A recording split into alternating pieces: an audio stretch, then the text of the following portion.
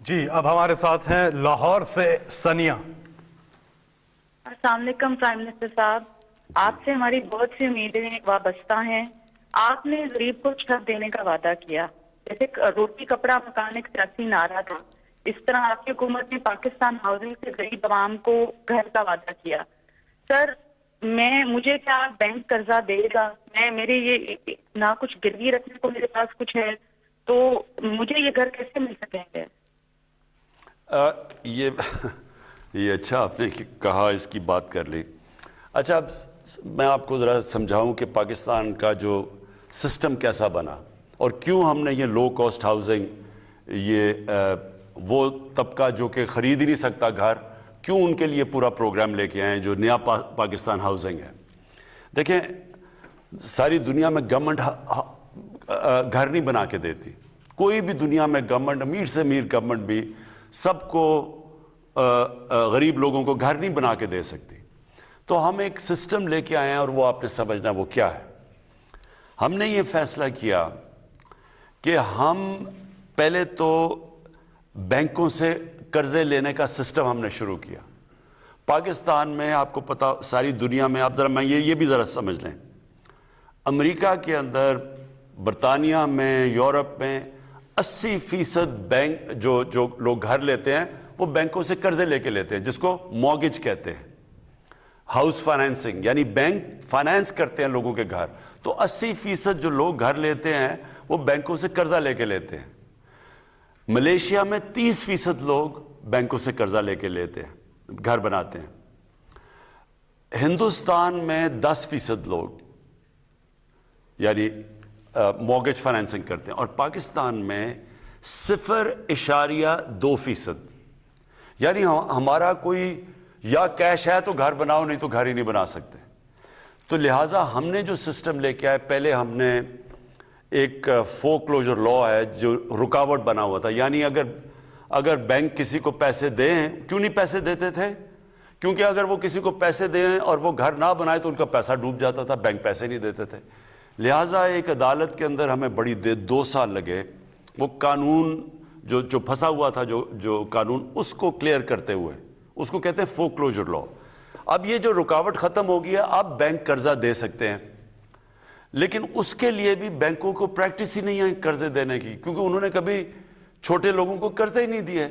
تو لہٰذا میں خود بینک مینیجر سے، سارے جو بینکس کے ہیڈز ہیں ان کو ملا ہوں، ہم یہاں میٹنگ کرتے ہیں ہر جمعرات کو۔ مقصد یہ ہے کہ بینکوں کو اب ٹرین کریں کہ وہ چھوٹے لوگوں کو قرضے دیں، جو تنخواہ دار ہیں، جو مزدور ہیں، جن کے پاس کیش نہیں ہے گھر بنانے کا۔ اور ہم نے کیا ہے کہ ہم نے گورنمنٹ سبسڈائز کر رہی ہے، یعنی 5% سے زیادہ گورنمنٹ سبسڈائز کر رہی ہے۔ پھر پہلے 1,00,000 گھر جو بنیں گے، 3 لاکھ روپیہ ہر گھر کو سبسڈی دے گی گورنمنٹ۔ اور اس سے کیا ہوگا، جتنے لوگ کرایہ پہ خرچ کرتے ہیں، اپنا جو مہینے کا کرایہ دیتے ہیں، وہی کرایہ دینے کے بجائے وہ اس کو قسطوں میں دے دیں گے بینک کو۔ تو ہوگا کیا کہ وہ بجائے کرایہ دینا کہ وہ قسطیں دیں گے، اور گھر ان کا اپنا ہو جائے گا۔ یہ ہے ہمارا پروجیکٹ، یہ شروع ہو گیا ہے، آہستہ آہستہ لوگوں کو سمجھ آ رہی ہے، بینکس بھی آہستہ آہستہ سمجھ رہے ہیں۔ لیکن انشاءاللہ یہ اب آپ ٹی وی پہ اشتہار دیکھتے ہوں گے، بینکس اب اشتہار دے رہے ہیں، بینکس خود کہہ رہے ہیں کہ لوگ آ کے تو ہمارے سے قرضے لیں۔ تو یہ ہمارا جو ہے، یہ پہلی دفعہ پاکستان میں ہو رہا ہے کہ عام آدمی جس کے پاس پیسے نہیں ہیں، جو تنخواہ دار ہے، جو مزدور ہے، اس کو بھی موقع مل جائے گا کہ اپنا گھر بنا لے۔ جی اگلے کالر ہیں ہمارے ساتھ، نمبر ہے 05192100809، اظہر محمود اوان۔ جی السلام علیکم۔ وعلیکم السلام سر، میرا کوشچن ہے بنیادی طور پہ ناموس رسالت صلی اللہ علیہ وسلم اور اسلاموفوبیا پہ۔ خان صاحب کی ماشاءاللہ جو سپیچ تھی یو این او میں سر، وہ بہت امپریسو سپیچ تھی، لیکن اس کے بعد پھر انٹرنیشنلی 2-3 ایونٹس ہوئے۔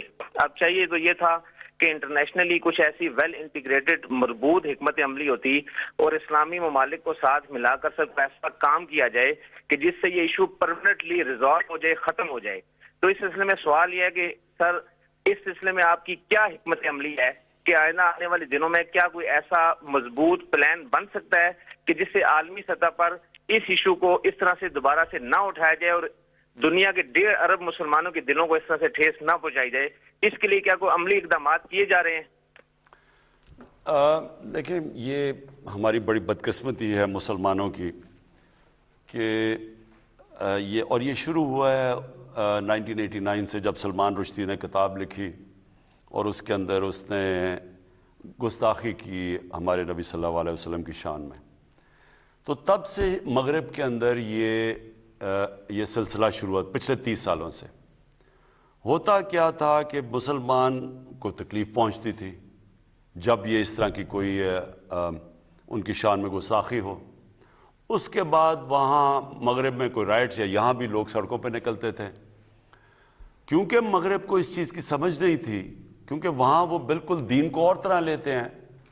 وہ تو اس کو اس طرح نہیں لیتے جس طرح ہم لیتے ہیں، اور نہ ہی ان کو سمجھ ہے کہ مسلمانوں کو کتنی تکلیف ہوتی ہے، کہ کیسے نبی صلی اللہ علیہ وسلم ہمارے دلوں میں رہتے ہیں. ہمیں اپنی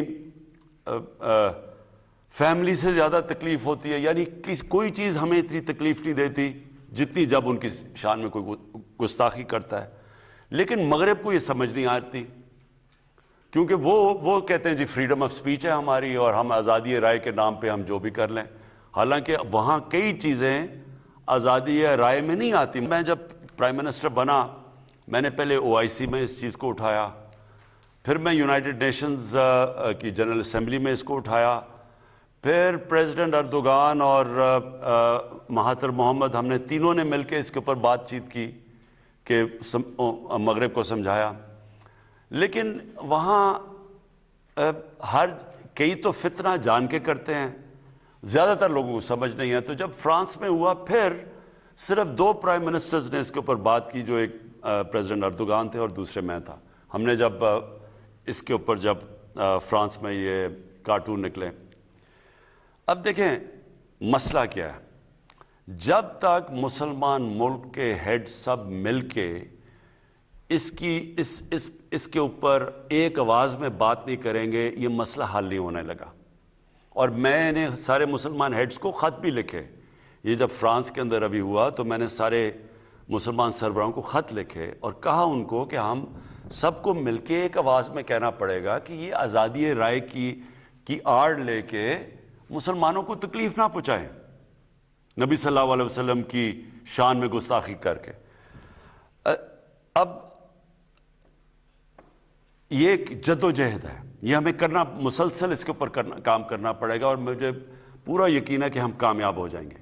وزیر اعظم عمران خان، جس انداز میں آپ نے تحفظ ناموس رسالت کو پوری دنیا میں انٹرنیشنل فورمز پر اجاگر کیا ہے، چاہے وہ UN ہو چاہے OIC ہو، آپ نے سچے عاشق رسول صلی اللہ علیہ وسلم ہونے کا ثبوت دیا ہے. اور یہ دعا ہے کہ اللہ تعالیٰ اس عظیم کام میں آپ کے شامل حال ہو. یہاں پر ہم ایک وقفہ لیں گے اور وقفے کے بعد مزید جو کالرز ہیں ان سے بات ہوگی.